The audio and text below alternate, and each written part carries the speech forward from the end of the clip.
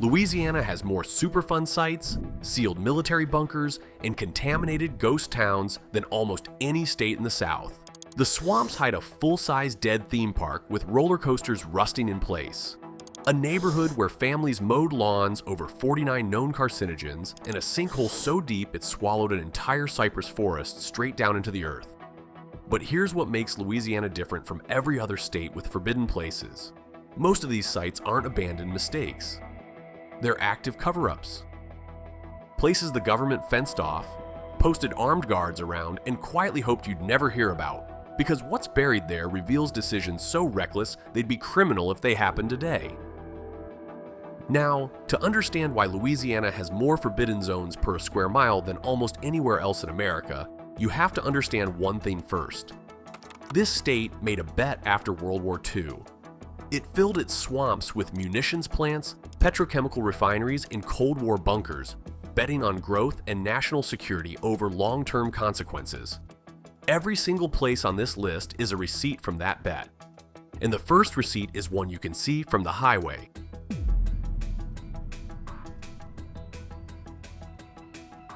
Drive east along Interstate 10 out of downtown New Orleans and look south.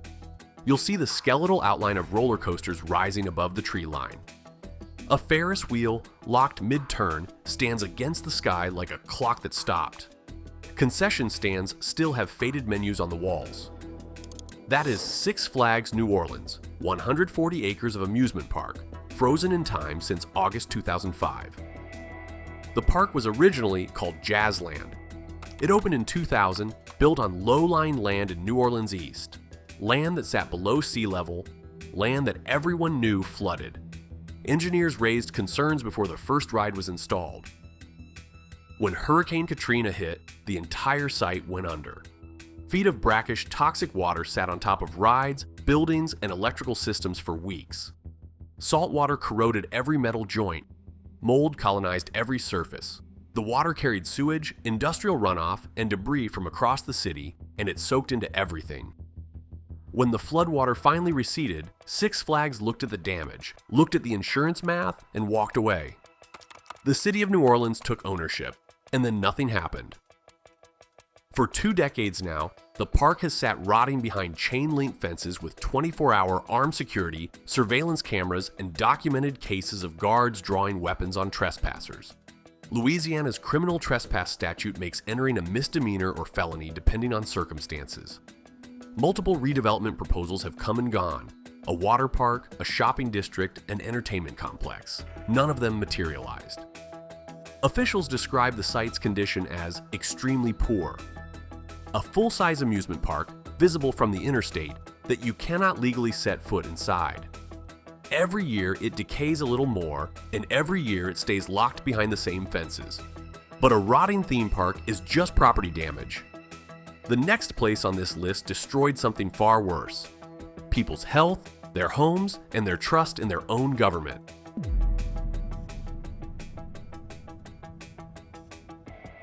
From roughly 1909 to 1957, the city of New Orleans dumped waste into the Agriculture Street landfill, a site locals nicknamed Dante's Inferno because underground fires burned there for decades. Think about that image for a moment. Fires smoldering beneath the surface of a city dump, hot enough to earn a name from medieval literature. The landfill briefly reopened after Hurricane Betsy in the mid-1960s to absorb even more debris. Then in the late 1970s and early 1980s, developers did something that still defies belief. They built a residential subdivision called Gordon Plaza directly on top of it. They marketed affordable homes to mostly black first-time buyers. These weren't reckless people. They were families doing exactly what society told them to do.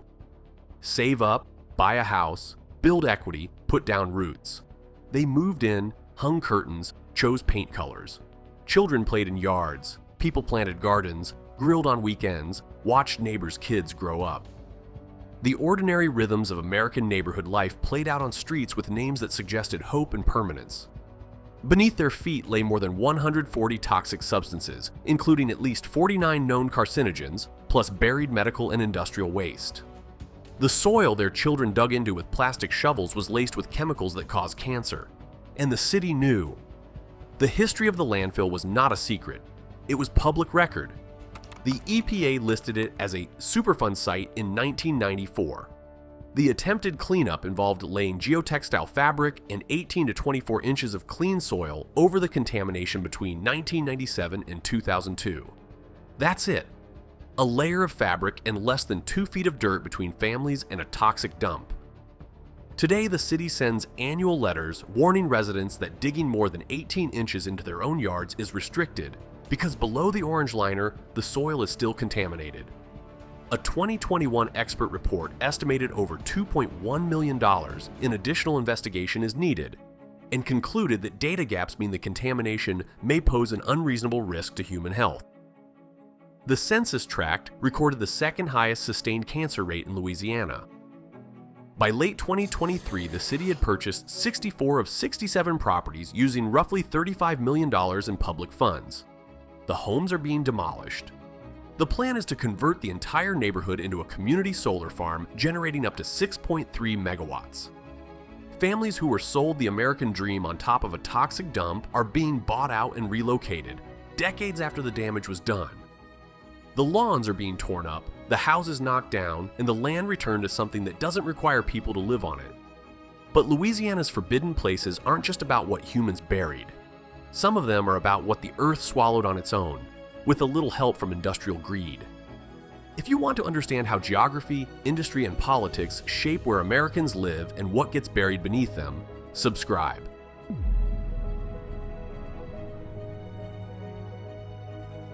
On August 3, 2012, a cypress forest near Bayou Corne in Assumption Parish simply collapsed. There was no warning, no earthquake, no obvious cause.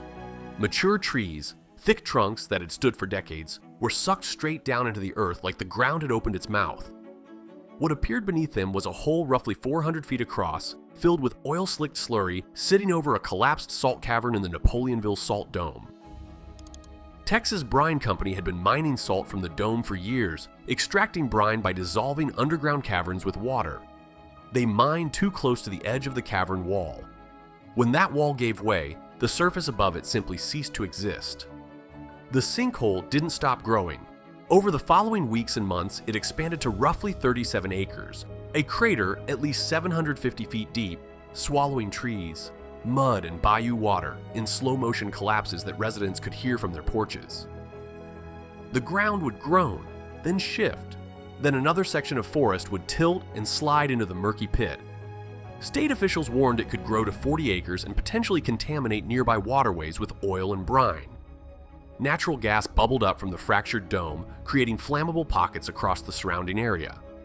Residents reported the smell of petroleum in their yards, in their kitchens, in the air they breathed every morning. Roughly 350 residents were told to evacuate.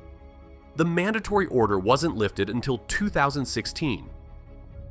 By the 2020 census, only 32 people remained. Think about what that number means.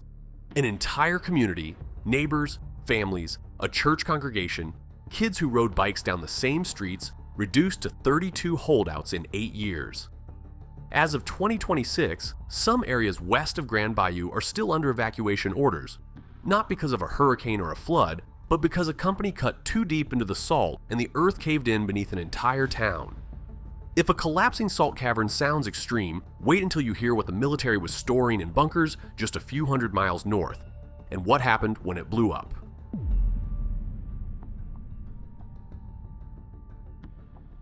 The Louisiana Army Ammunition Plant covers nearly 15,000 acres in Webster Parish, deep in the piney woods of northwest Louisiana. During World War II, it manufactured munitions for the war effort. After the war, it transitioned into a patchwork of military storage and leased industrial space, the kind of facility that quietly sits on a map for decades while most people forget it exists. The EPA added it to the Superfund National Priorities List in 1989 after finding groundwater contaminated with explosive compounds like RDX and TNT from decades of dumping. That alone would be enough to earn a spot on this list, but the real story didn't break until October 2012. A company called Explo Systems had been leasing bunkers on the property to store artillery propellant. On a fall morning, one of those bunkers exploded. The blast produced a mushroom cloud 7,000 feet tall, visible for miles across the flat Louisiana landscape, a column of smoke and fire rising over pine forests and cotton fields like something out of a war zone. Windows shattered 4 miles away. The concussion rattled houses, knocked pictures off walls, and sent people running into their yards across Webster Parish, staring at a sky that looked like it belonged to a different century. When investigators arrived at the site, what they found was staggering. Approximately 15 million pounds of M6 propellant crammed into 98 bunkers scattered across the facility. 15 million pounds of explosive material stored by a private company on a military site with minimal oversight and deteriorating storage conditions. The quantities were so massive that the governor eventually declared a state of emergency. The town of Doyline, just miles away, was evacuated while authorities figured out how to deal with a stockpile large enough to level a small city.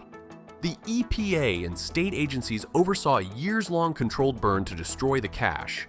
By 2020, officials reported the emergency M6 stockpile was eliminated. But parts of Camp Minden remain under long-term environmental monitoring, and questions about legacy explosive residues, solvents, and contaminated groundwater beneath the site persist.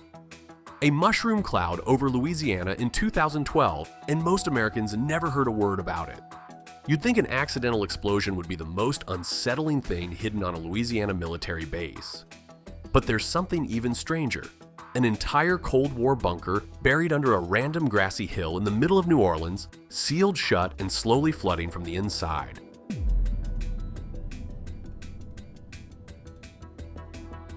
In the 1950s, at the peak of Cold War paranoia, the federal government built a prototype fallout shelter and command center in New Orleans. They buried it inside a man-made hill near West End Boulevard, chosen for the quick access to City Hall and the interstates. From the outside, it looks like nothing. Just a grassy mound between 2 roads, the kind of landscaping you'd drive past 1,000 times without a second thought. Unless you know what you're looking at, it's invisible. After the Cold War wound down, the bunker fell into disuse. The threat it was built for never materialized, and the maintenance budget dried up. By the 1990s, its lower levels had flooded with groundwater, because this is New Orleans and everything below the surface eventually fills with water. The entrance was sealed with concrete. Today it sits there, an invisible relic of nuclear-age planning, locked beneath an ordinary patch of grass while joggers and dog walkers pass overhead without the slightest idea what's below their feet. Urban explorers have occasionally found ways inside, documenting flooded corridors, peeling paint, rusted blast doors, and decaying Cold War-era communication equipment. But officially, the site is off-limits, unmonitored, and essentially forgotten. A command center built to survive a nuclear attack, defeated not by warheads but by the water table. But this one bunker is just the tip of the iceberg, because Louisiana is hiding far more military secrets than anyone realizes.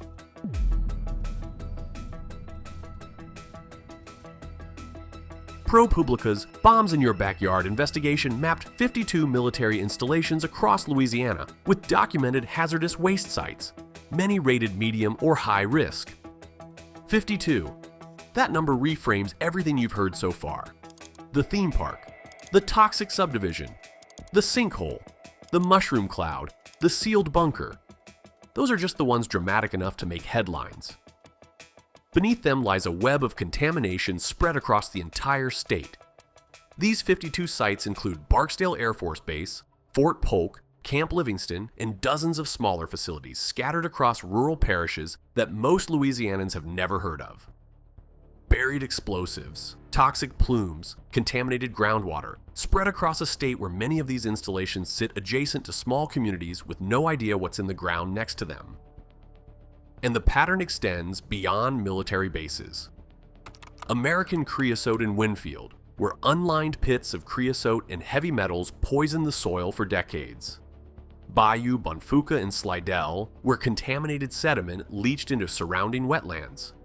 Petroprocessors near Scotlandville, where petrochemical waste was dumped into open pits for years before anyone raised an alarm. Each one is fenced, restricted, and undergoing long-term cleanup measured in decades rather than years. The 17 places in this video's title aren't outliers. They're samples from a much larger pattern that covers the state like a grid.